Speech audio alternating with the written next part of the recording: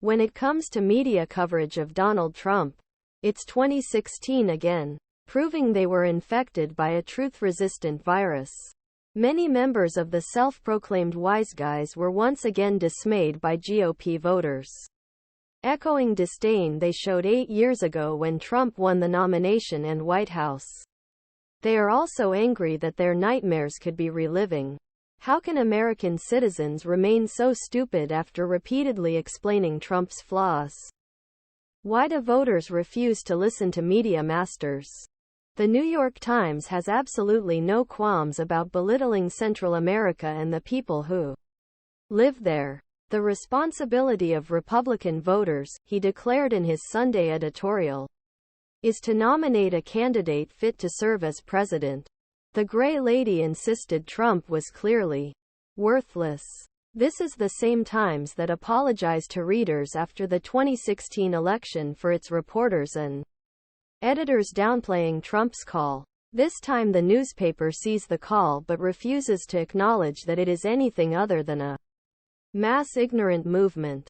That doesn't matter because the Times hasn't endorsed a Republican for president since Dwight Eisenhower in 1956.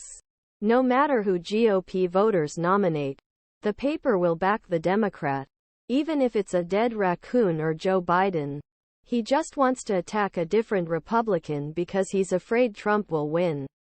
Willful ignorance was also displayed on CNN. A headline here reported that Trump's historic Iowa victory margin was nearing, even though Trump left office in disgrace. Commentator Chris Wallace went on to lament the willful denial of reality among Trump supporters, and suggested they belong to a cult. Wallace also cited criminal cases against Trump as one reason he was surprised the former president remained at top. Wallace apparently missed repeated polls showing Trump's support rising because of these unprecedented cases, not despite them. Is it possible that Wallace didn't know that all 4 criminal cases and 1 civil lawsuit were filed by Democrats? Does he believe that GOP voters are crazy who believe party affiliation is just a coincidence and that Democrats are weaponizing the legal system to protect Biden and jail his opponent?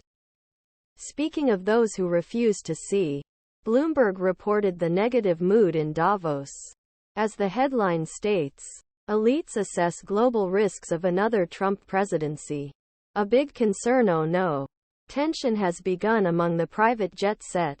BlackRock Vice Chairman Philipp Hildebrand was quoted as saying, we've been there before. We've survived. So we'll see what it means.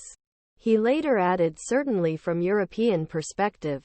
From a sort of globalist, Atlanticist perspective, that's big concern. Of course. Yes. The globalist perspective. Bringing this up is like throwing red meat at Trump supporters who have the audacity to want a president who puts America first. How dare they?